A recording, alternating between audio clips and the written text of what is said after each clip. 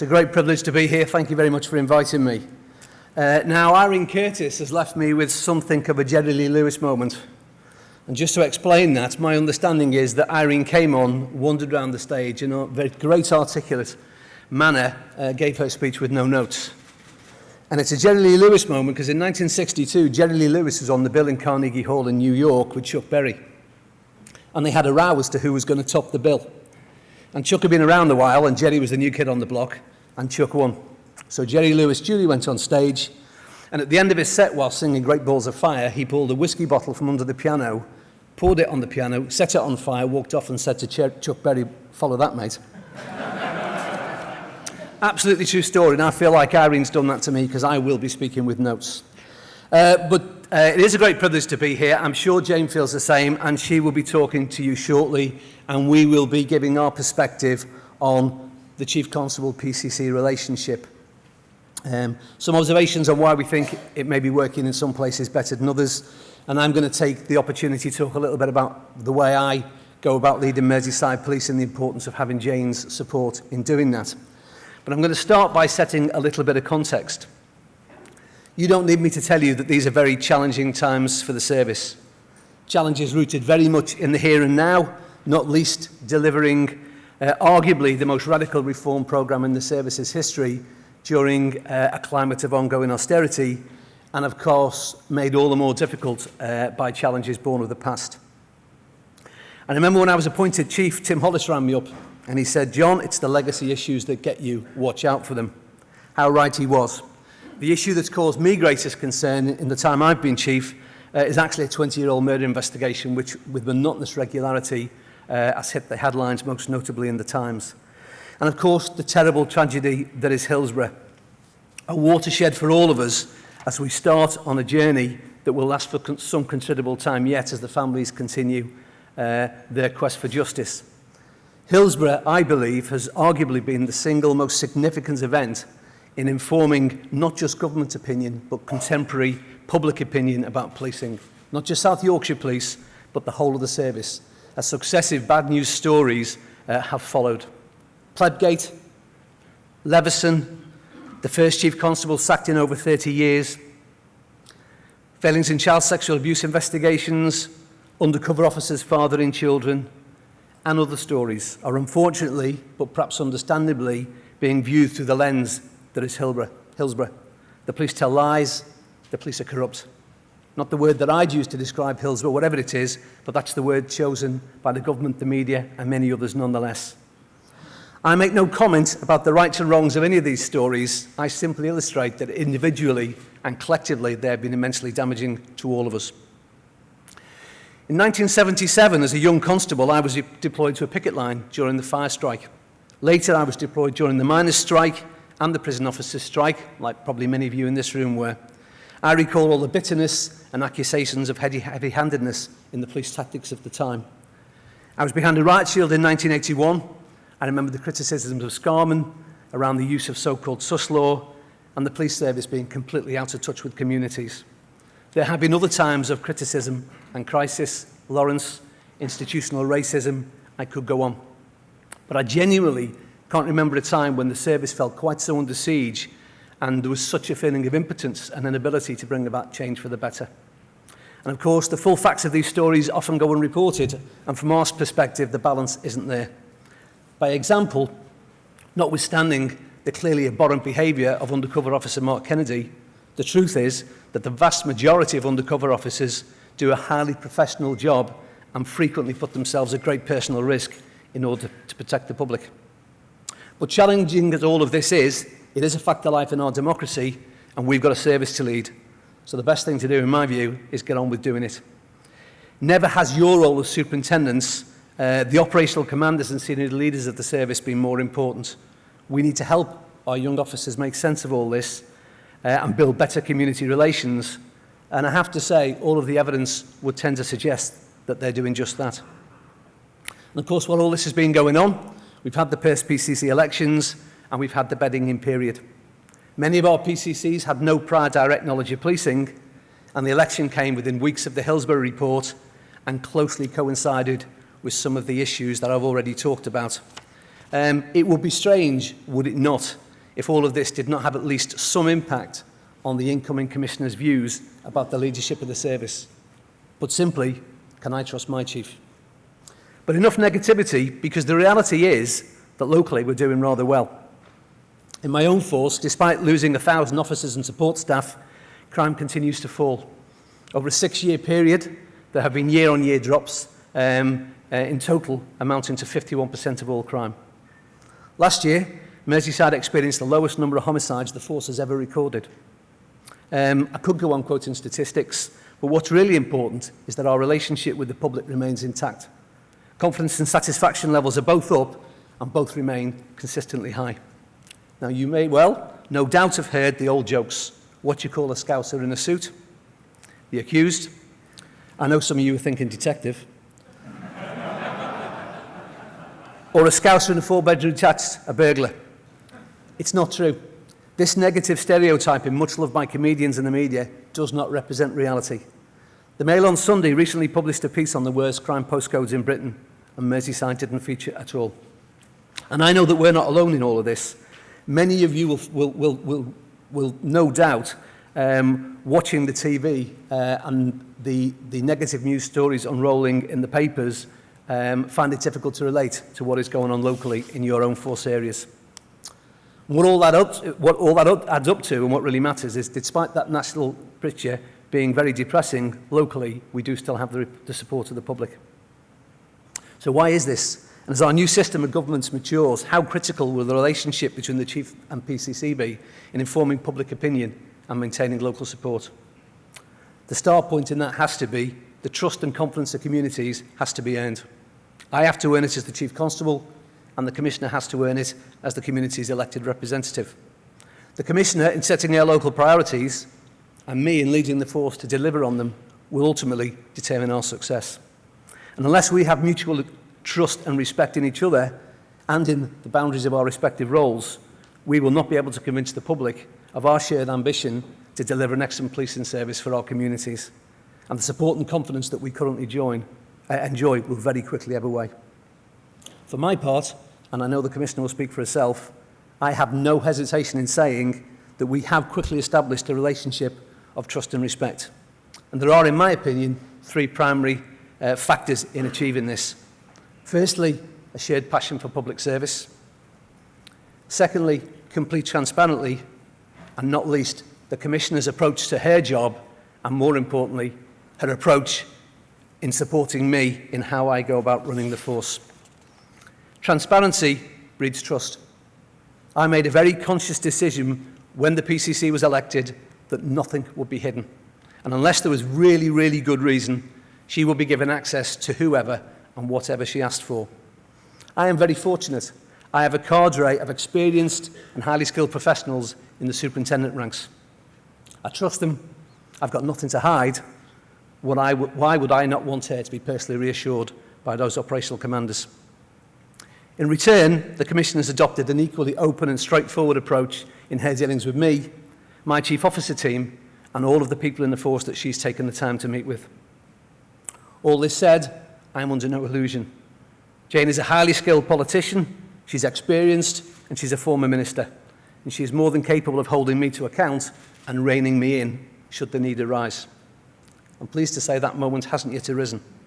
All of the dialogue that we've had has been behind closed doors. Neither of us is dogmatic by nature. On occasions, she's been able to change my opinion, and equally on occasions, I've been able to change hers. But they've been on matters of detail, and fundamentally, we agree on what's really important, how best we can deliver excellent policing for the communities of Merseyside and what's best for Merseyside Police. There have been 1 or 2 occasions where the Commissioner has been able to achieve things that we can't, most notably in mobilising one of our local authorities who were reluctant to accept that they had a gun and gang problem. The Commissioner has levers I don't have, and she can say things in a much more direct way. And very quickly, she addressed this issue and secured a multi-agency strategic response in the local authority concerned, and a goal that we have been pursuing and failing in for the best part of 2 years. What of operational independence? Well, July in Liverpool sees the marching season. It's not Ireland, but it's operationally challenging nonetheless. And incrementally, the march has taken on greater political significance and become more and more operationally challenging. In the lead up to the main march, the elected mayor joined the local media debate and tensions were running quite high. On the day of the main parade, the Commissioner, along with the elected mayor, attended the operational briefing and addressed the assembled officers. Now, that is not something I ever experienced with the police authority, but at the same time, it's not something I see as an interference in my operational independence. I see it as visible support for my officers doing a difficult job. And on the occasions when the Commissioner has been asked about an operational policing issue, her response has been pretty consistent. You better ask the Chief. As regards the Commissioner's support for my approach to leading the force, there's nothing clever about it. I don't believe in fixing what isn't broken, and I don't believe in change's sake. But timing is everything. And Merseyside Police, like every other force, is negotiating the most comprehensive and complex change programme it's ever gone through. But despite this, my basic philosophy remains simple. Keep it simple, at least as simple as you can. Talk to the staff in straightforward, simple language. Be honest with them. Give them some tough love and appeal to their emotions. People want to work towards something they believe in, not to simply do what they're told. To have pride in the badge they wear, the organisation they belong to, the job they do, and the communities that they serve. Since becoming Chief, I've delivered a regular and consistent message. Whilst what we do is clearly important, it's how we do it that really matters and what predominantly influences public opinion. Do the public have confidence in us? Do they trust us? And will they turn to us for help when they need it? I believe the key to achieving this lies in 3 simple principles. And I know that some of you have followed these with pride, and I make no apology for repeating them. Just talk, just think, and just lead. Just talk to the public whenever we can and wherever we can. Not when they're a victim, a witness, they're given a ticket, or when they're being arrested. When they're walking down the street, wherever, I don't care what my officers say. Put the kettle on, how are the kids? If we don't talk to the public won't talk to us.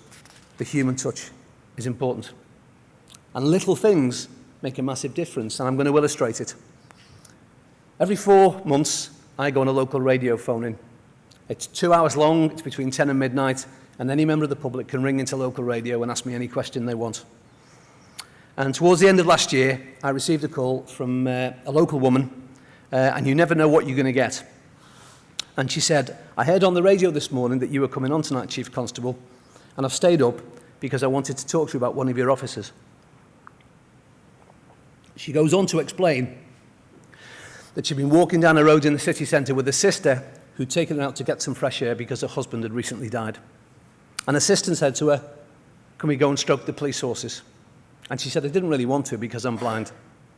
But I went with my sister because she wanted to. And whilst my sister was talking to the police officer, I felt somebody take my hand.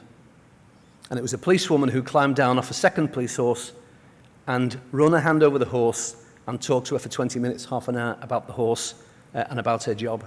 And the lady said, I just wanted to say thank you because it's the only time in the last month that I've not thought of my husband.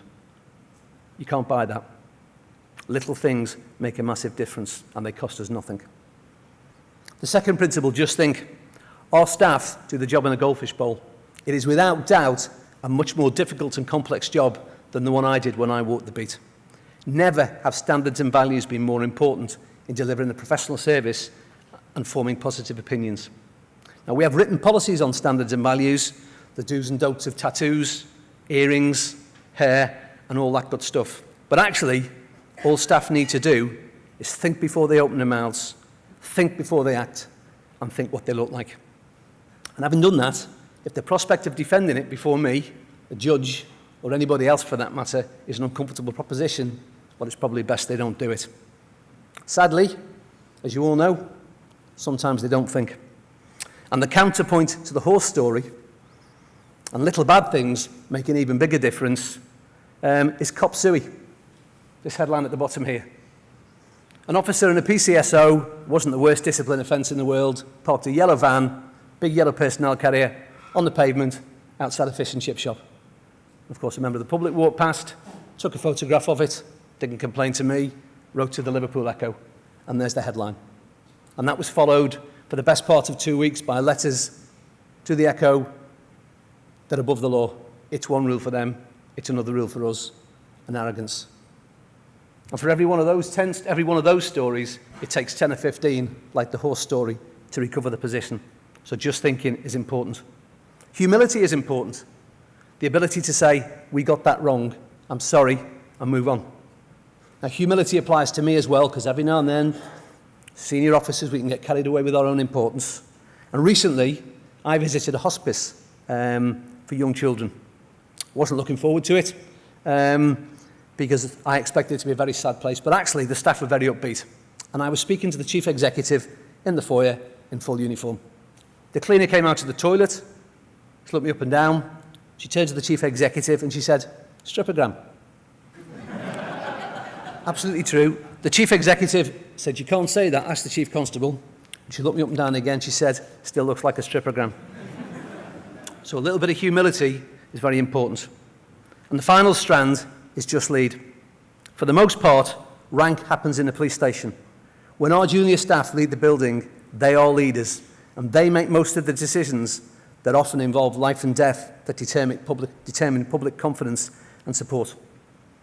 4 weeks ago, I gave a young policewoman, 25 years of age, young policewoman, accommodation. And the story is, she's sent to a house in quite a challenging area of Liverpool, and the scene she's greeted with is a 25-year-old woman who has been drinking. She's fallen asleep, and in the house with her are a 3-year-old son and her 5-month-old twins. The 5-month-old twins sleep in the bottom drawer of a chest of drawers. Whilst the mother's asleep, the 3-year-old gets up and decides, "I'll bath the babies." And he drowned them both.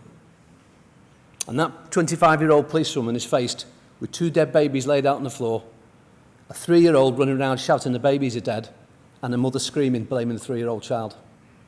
And she's faced with incredible decisions. What do I do? Do I give CPR to that baby? To that baby? Do I get between the mother and the 3-year-old? And she decided she would give CPR to one of those children. One of the babies. A short time later, a young male officer arrives, and he's faced with a similar dilemma. Do I give CPR to the other baby, or do I get between the mother and the 3-year-old? And he makes the decision. I think that baby's dead. I'm going to protect the 3-year-old. Decision-making of the highest order. And that's what I mean when I talk about our younger staff making the most difficult leadership decisions. One last comment before I leave the Just campaign. How do you know when you have an initiative in force that's successful? Well, at Christmas, I went out with the chief officers for a meal. So happened that with some officers in the restaurant, and it was one of these Brazilian places where you can eat as much food as you want. And I walked past this table of officers, and there was a constable there with about 20 years service. I do know him, and he has got a mountain of food. Red rum would not have jumped this plate. And he looked up at me, and he said, "Hey, boss, just eat."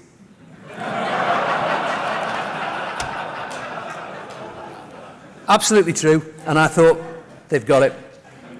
Now, to this point, I've deliberately not mentioned money, and I'm not going to start wringing my hands now. I've already said we've got a job to do, and best get on with it. But ongoing austerity does demand ever closer examination of the services we deliver and how we deliver them. There continues to be a political and public obsession with visibility. Reassurance enshrined in the neighbourhood policing model, irrespective of actual neighbourhood demand in many cases, and propped up by the pursuit of numerical targets to measure neighbourhood against neighbourhood and force against force. The question is, how long can we sustain this style of policing? And which is more important, deploying resources in big hats and high visibility jackets to make the public feel safe, or focusing on what is less visible to the public but actually does protect them from serious harms of child sexual abuse, cybercrime, serious organised crime, hate crime, and many other disciplines requiring a specialist response and resources that the public don't see. Should we, as a service, focus all of our efforts on the identification of threat, harm and risk and allocate our resources accordingly? Controversial, I know, but the vast majority of the public don't need a visible police presence. They'll only ever call for service, if ever, over once or twice, if ever, over many, many years. Perhaps we should be more realistic about what we can offer when they're actually responding to their calls for help. Those of a certain generation can remember when if you were sick, the doctor might come to the house. Likewise, I don't see firefighters, paramedics or nurses walking the streets in case somebody becomes ill or to reassure those of us who are actually quite well but like to see them around.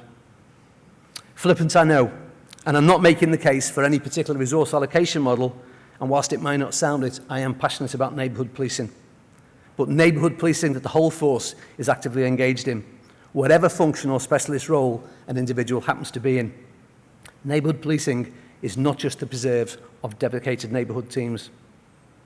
Visibility alone is too simplistic. True neighbourhood policing is not about structure or resource allocation. It's about our relationship with the public. It's about listening to them. It's about how we speak to them, how we solve their problems when they need us. It's not about what we do. It's about how we do it. To finish, I'd like to return, if I may, to the PCC. And I'm conscious I've painted a very rosy picture about the relationship that I have with my PCC, Jane Kennedy, but the fact is, it is working, and it's working well.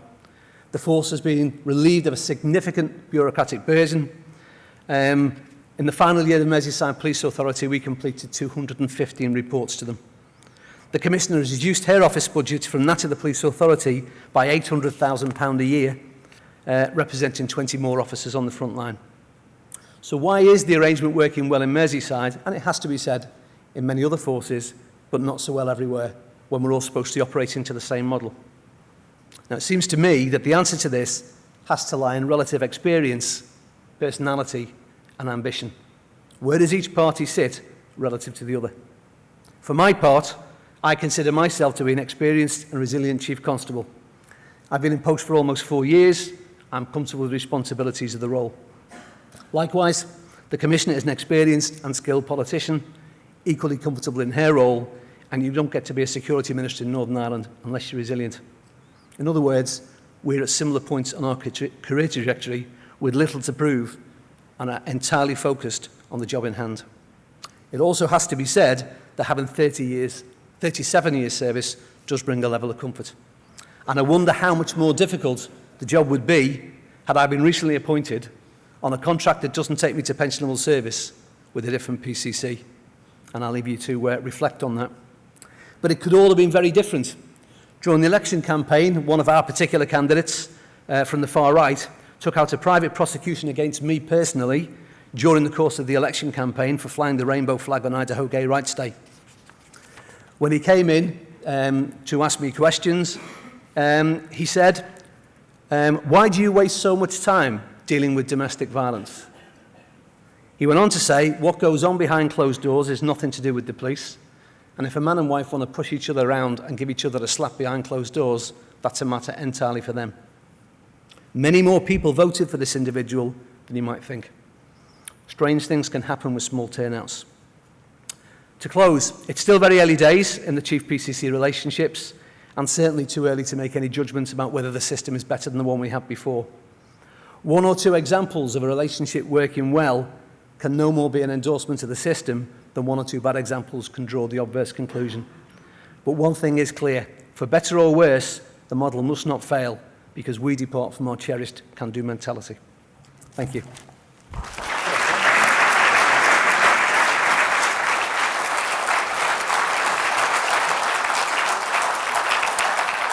Thank you very much indeed, John. Time now for Crime Commissioner Jane Kennedy to respond. Jane.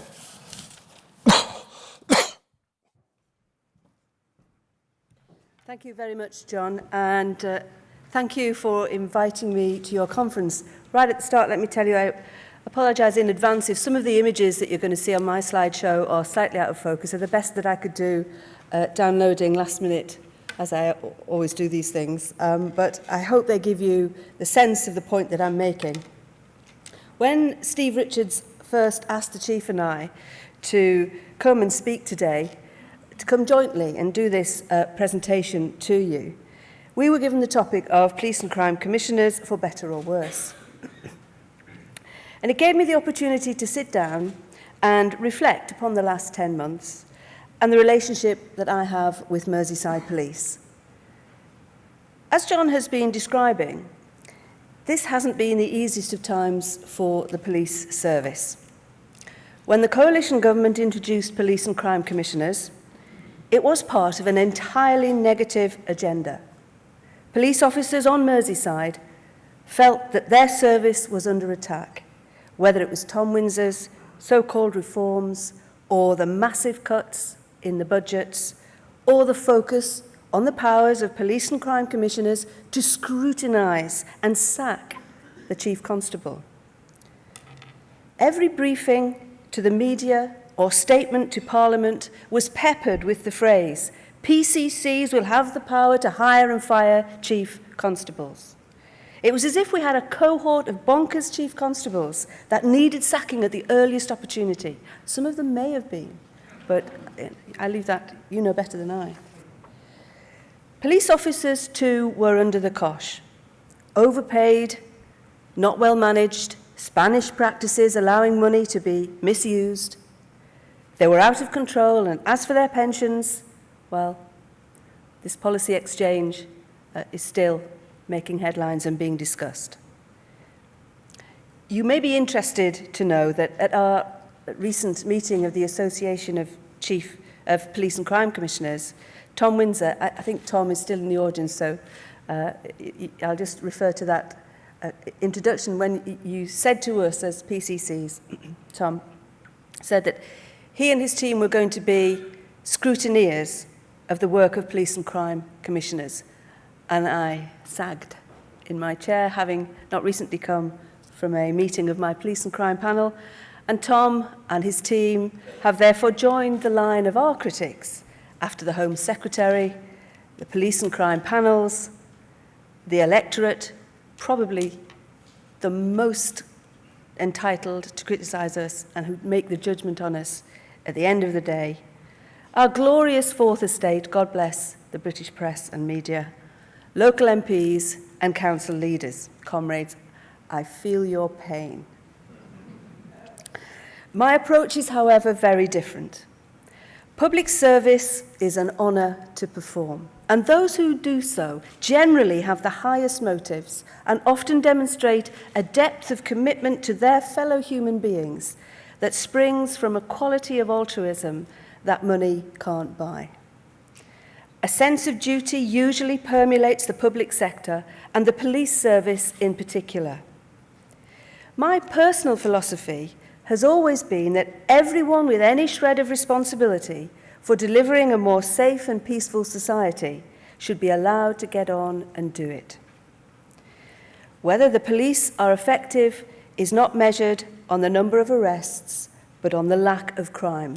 It's Wikipedia's interpretation of one of the Peelian principles. And if that Peelian principle is true, then Merseyside are continuing to be extremely effective, as are forces all over England and Wales. I'm not that sceptical about these crime figures. I'm confident our communities are safer and crime is coming down.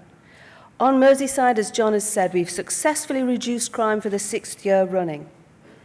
The government says it doesn't know why that is happening. We have a government that knows the price of everything and the value of nothing. A little bit of politics there. This is the great thing about this job. I'm an elected politician with an executive role. It's the closest thing I can think of to the role I played in Northern Ireland as a security minister in the NIO. So, if police and crime commissioners were to be a reality, I decided I would stand for election. With my experience both as a security minister in Northern Ireland and my time as a Merseyside MP, I felt I was in a strong position to make the role work and ensure Merseyside's police and crime needs were effectively represented nationally. I was determined to work hard to win the support of the people of Merseyside, and I was committed to becoming a strong champion for the force and the communities it serves. I also felt that this was an opportunity for me to give voice to the deep anxiety felt by many at the scale of the government's cuts, to the police service, and to our budget on Merseyside in particular. I love a challenge. We were handed an election in November. Rain and wind are good for keeping people indoors. We used to pray for it during the marching season in Northern Ireland. We had no money for an election campaign and an electorate who were bewildered. Why were we electing the chief constables? What was wrong with John Murphy that I thought I could do a better job? And would I get a bat phone if elected? Genuinely. I first learned to respect the police as an MP in Liverpool when I watched their willingness to try new approaches and to use new tools such as ASBOs. Some 12 years or so ago, I began to receive a regular newsletter. I was the local MP for our Kensington neighbourhood inspector.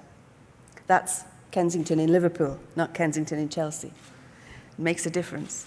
And I remember one particular report of a young guy arrested for carrying a bag of potatoes down the high street on mischief night. He was charged with going equipped. He claimed his mum had run out of potatoes and had sent him to the shops. Not a chance. I loved it. I thought this was a terrific innovation. I can tell you the neighbours loved it as well, and the local communities thought this was a really good step forward. So the neighbourhood policing that John has been talking about, critically important. It's the responsibility of a government to fashion the tools that the police require to help them do their job most effectively. In Northern Ireland, I learned all about the discipline of never getting between a police officer and his breakfast. That was my wonderful protection team. But more seriously, I learned about the personal cost involved in policing public disorder.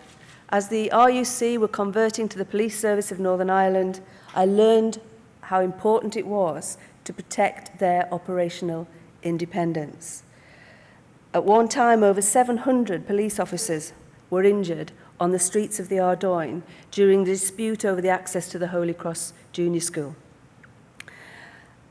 So 700 were injured before I was able to win the decision to re-invite the British Army back onto the streets of Belfast. It was an operational decision, but it wouldn't have happened without the persuasion I was able to give it. The final decisions were for the British Army and the Police Service of Northern Ireland, but certainly they needed help in bringing that decision about. I learned the importance of community support for the police, the wearing down of the confidence of strong people who didn't dare tell their children what they did for a living for fear that they would inadvertently let it slip in the wrong company. I was in Parliament when Frank Dobson, the MP for Holborn and St Pancras, spoke after the London bus bombings in July 2005. He described the awe and the respect he felt for the emergency services, especially the police, who, as John has said, are the people who run towards the sound of the bomb blast when we are all running the other way. That deep respect for the nature of the job that the police do informs everything that I do. As the Police and Crime Commissioner, I'm in a unique position. I'm the only politician elected to represent the whole of Merseyside. Not only that, but I also have a statutory responsibility to monitor the whole criminal justice system in the region. In a nutshell, the really big stuff. The role encompasses the power to set the policing budget of over £330 million, to settle the priorities for the police on Merseyside, to issue crime reduction grants, all 3.1 million, and to hold the force to account. We'd have a discussion on operational independence later. I want to throw the issue of firearms training in public order at you. I absolutely don't agree with it. Is it truly only an operational decision for police on the ground to determine whether firearms should be deployed during public order? I hope we can come back to that. I'd love to hear your views on it. Our forces are being trained in it at the moment, and I'm going to meet Merseyside's teams and see the training that they get and learn from them the scenarios that they think might be appropriate to use it in. John said to me at the start of my term that my mission, should I choose to accept it, was to, and I quote, manage things well with him to avoid having to sack him, in a nutshell. I inherited an already very effective police force. Furthermore, in a recent visit by HMIC's Roger Baker and his team during the value for money inspection, Merseyside was the only force he said he could describe as demonstrating a palpable sense of family. But Merseyside police have had to make savings of 61.4 million. This has resulted in us losing, as John has said, more than 1,000 people, officers, PCSOs and staff over the last 36 months. Leading a force through such a significant reduction and at the same time maintaining morale is no mean feat. And in our Chief Constable, we have the only chief to be serving in the same force that he joined. How many years ago did you say it was, John? Anyway, you get the point. Yes. He's experienced and he's worked his way through the ranks, gaining knowledge and understanding at every level of policing. He's been asking his force to just think, just talk, and just lead. His approach is working, and I have no ambition to usurp him as leader. So in many respects, my approach is just keep calm and carry on. But what can I bring to the party?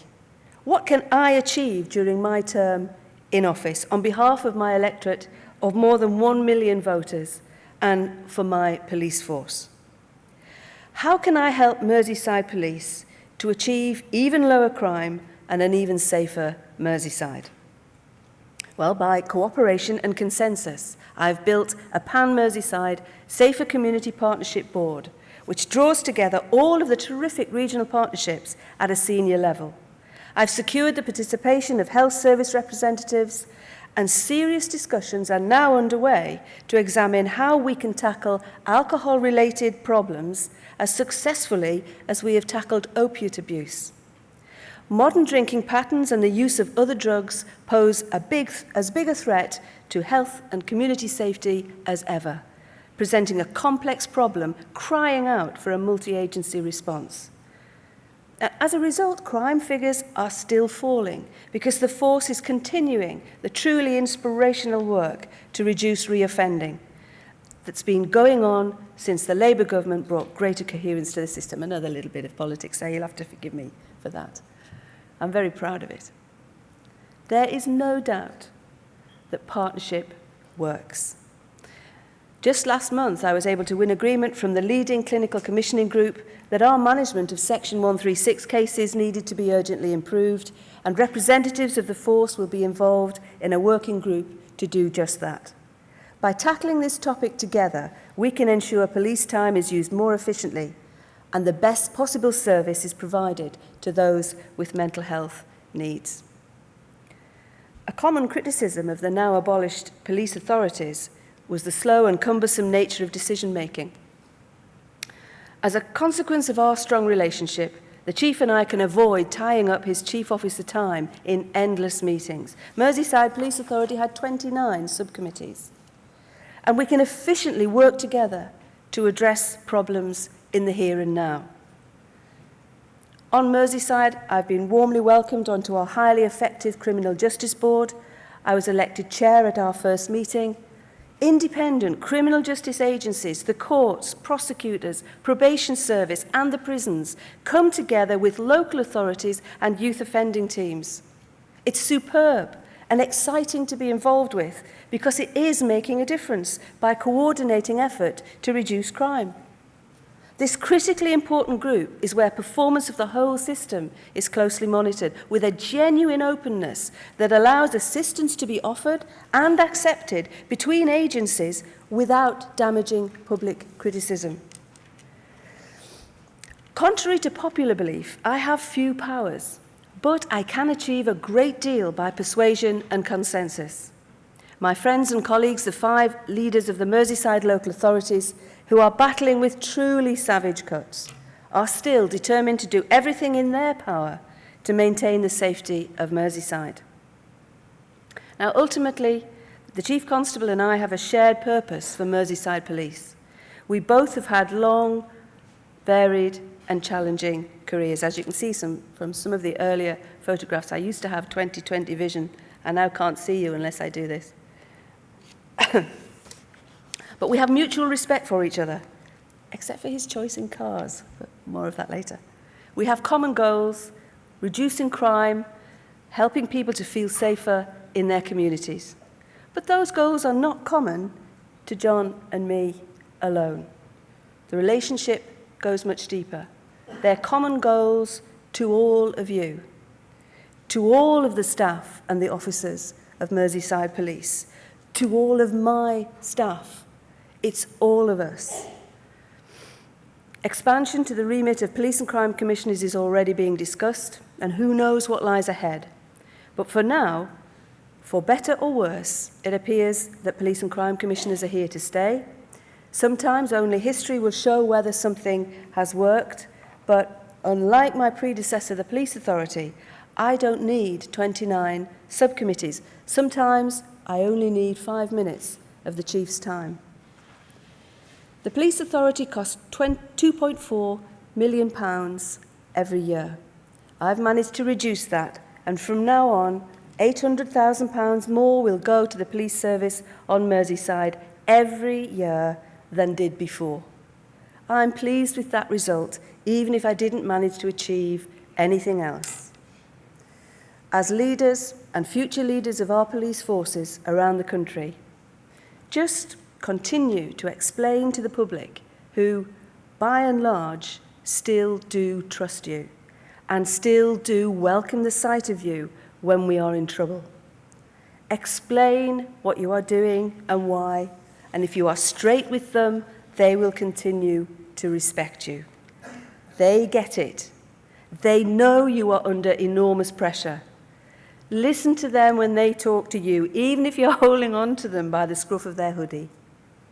Think about the power of the position of natural leadership that you hold. Cherish it. That's about right, John? Thank you.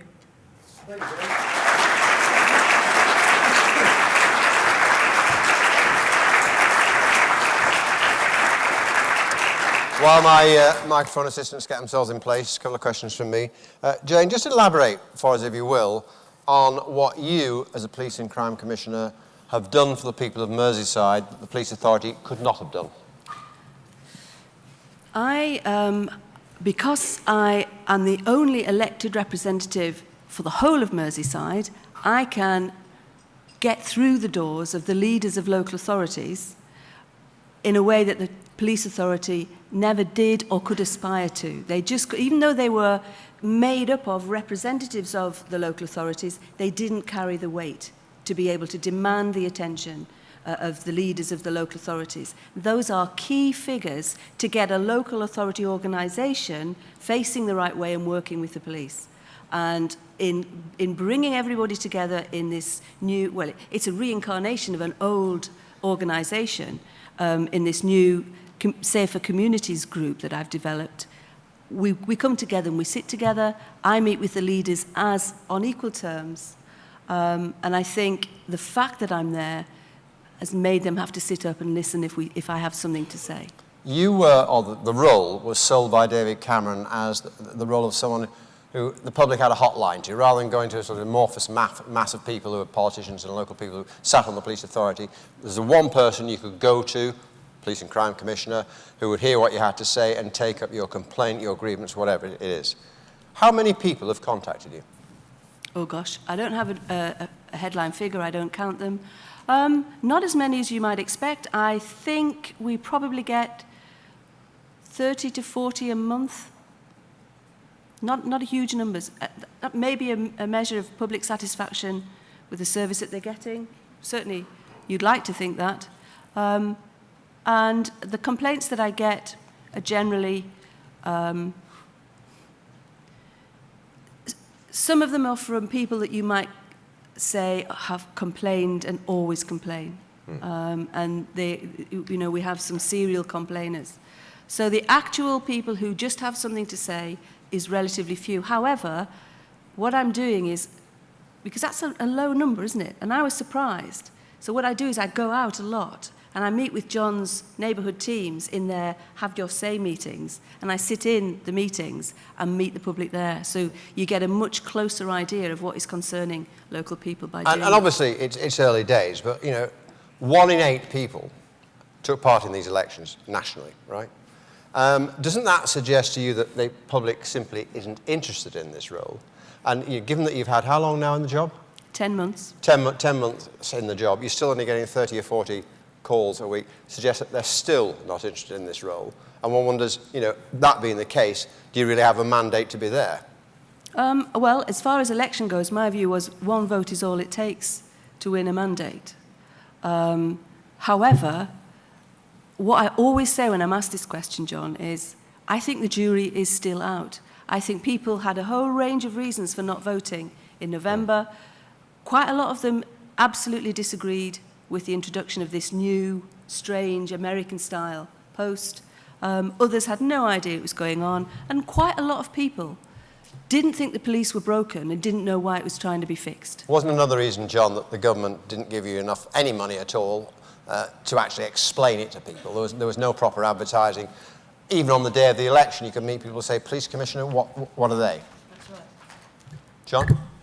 Yes, that's right. I mean, it wasn't my role as a chief. It isn't my role as a chief to determine, we will operate within whatever governance structure the democratically elected governments of the day put in our way.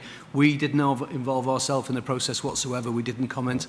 That's a matter for the politicians and for the protective PCCs. But hand on heart, are you satisfied with the public response that Jane has got? I mean, 10 months on, is that the kind of public reaction, the volume of public reaction you expected, or is it less? I think to answer it in a slightly different way, John, I think the comment you make is valid, but what nobody's asking is it any different from when we had a police authority? And the answer is no.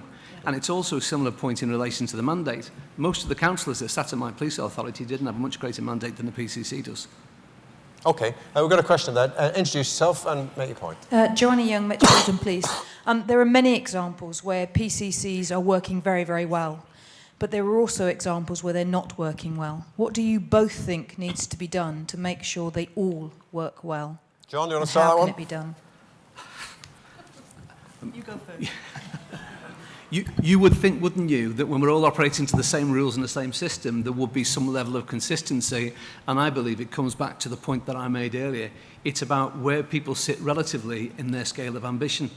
And I think if you had a look across the piece, you would find that those PCCs who, if you like, are on a downward trajectory, and I mean that in the greatest possible respect to my own PCC, but somebody who's been there, seen it, done it, has a different kind of... And I'm speaking... I don't have personal knowledge of all of the relationships, but it seems to me that those people who are experienced politicians, been there, seen it, done it, seem to have a different kind of relationship than the ones that are on an upwards trajectory, and this is perhaps a stepping stone to something bigger and better. Isn't personal ambition a rather, it's a very natural thing, but a rather dangerous thing to be vested in or to having one person with such potential power? At least when you had police authorities, you had a group of people there making these decisions, advising, and if one of them was particularly ambitious and out for their own gain, he or she will be spotted and hopefully subdued. But it's only one person. That's rather more difficult, isn't it? Yeah, well, that's true. I mean, ambitious can be dangerous in chief constables as well. I think another important factor is something I alluded to before, but rather obliquely, is, I've got 37 years service. What can Jane do to me if she's not very happy? Well, it's not the end of the world for me if I have to retire and go home, but there are many chief constables around the country appointed by their present PCC who've got contracts that won't take them to the end of their service, and I think they're in a very different position than I am. Do you think it's right that you have such power, you have the power to sack someone with such a vast experience in the police service? Do you think it's right that there are one or two chief constables, as I understand it, up and down the country, who are not seeing eye to eye with their commissioner, and their futures are at risk, are at peril because of this new system? I have to say that after the experience of Hillsborough, being a representative in Liverpool, I think it was perhaps the biggest weakness in the whole system, that a process that we now know was so badly organised, the response which was so deeply flawed, where a whole community were accused of absolutely appalling crimes. And nobody really held to account for doing that. And I think that, therefore, it is right that somebody somewhere has the job. God forbid we ever see anything like that again. in holding those responsible to account. Because it will prevent that kind of collusion? Well, it gives you that redress as a community, as a society. Okay. Do you want to come back on what's been said, Questioner? Yeah, I think my challenge really is, so how do you get the others to that? Because of course there's going to be people with ambition. So what are you doing to try and encourage your fellow PCCs? And I know you're all not independent as in politically, I know you're all independently elected. And what are you doing as a Chief Constable to influence your colleagues? Because it's the two coming together that sometimes make the unhappy mix. If I can just answer it in this way, I don't think it's my job to say I've got it right, because I'm in a particular situation which other PCCs are not in. So, for example, I've inherited a force that had already managed its way through probably 2/3 of the cuts in its budget that it had to find. As John has described, a settled cohort at the leadership level, a Chief Constable who'd been there and had a number of years to run. I didn't have to appoint a Chief Constable. Some PCCs have been elected into a situation far less stable and well organised than that. And if they are finding it more difficult to develop a role which, after all, is not well defined, I've come into it with experience of having done something that I think is quite similar, which is being an executive minister in Northern Ireland. And I've been able to bring with me a lot of the things, the lessons that I learned there. Not everybody has the benefit of that sort of experience. And I think what I do, I play an active role in the Association of Police and Crime Commissioners. We are in regular touch with each other. Whatever our parties, in the North West, we have a good, strong, coherent group of PCCs who are in touch with each other. And when one or other of us has a problem, like in Cumbria, there have been problems around the Chief Constable role, we talk to each other and we give each other advice and help and encouragement. Okay. So, I think you've addressed the point. Thank you very much. Yes, sir. Remind us who you are. Thank you. Matthew Nichols, Hertfordshire Constabulary. You've touched on one or two things, but first of all, I was going to say congratulations with your relationship and an upcoming anniversary. we'll try that restaurant. Secondly, I was going to ask if you're going to provide counselling services to other PCCs and Chief Constables that don't get on so well. But actually, what I was just trying to understand is in Hertfordshire, Bedfordshire and Cambridgeshire have got quite a significant relationship, and that has been tested on occasions with PCCs and Chief Constable relationships.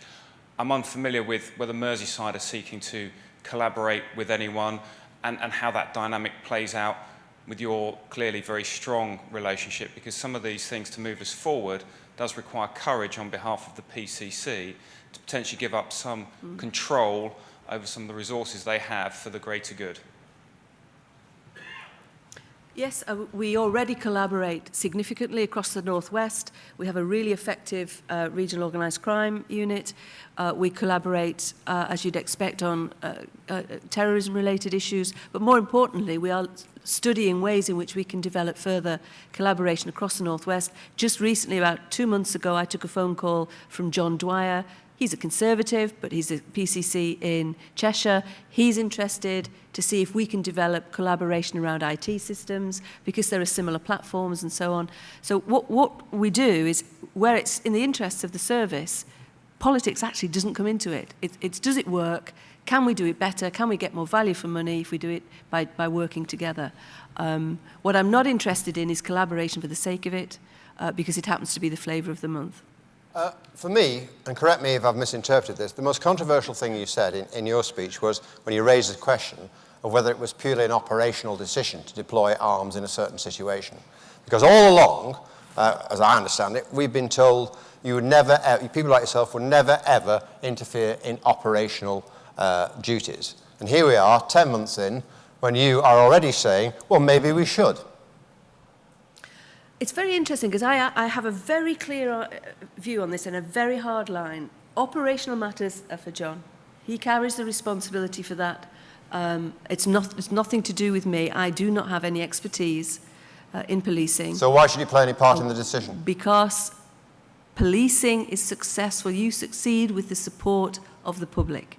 And I personally have grave doubts as to whether the public would support the use of firearms in a public order situation. And I asked two inspectors from the PSNI who visited us in Merseyside on the weekend of our particular parade. And I asked them how it was going, and we give them mutual aid. We send them teams of public order teams. They're fantastic, they said. They're really great. We don't want a reserve re-establishing. We'd rather you kept sending us your teams. The only difference between us and your teams, they said, is we've got a gun on our hip. And they said, but we don't use our guns in public order situations. And I turned to, John wasn't there, but it was a group of his senior team, and I said, that's why I don't think we should be deploying firearms. Okay. I mean, what was your response to that, her remarks earlier? She's doubtless studied similar things in the past. I wasn't there and the Commissioner hasn't discussed it with me. Hey? I wasn't there and the Commissioner hasn't discussed it with me, but we'll discuss it later.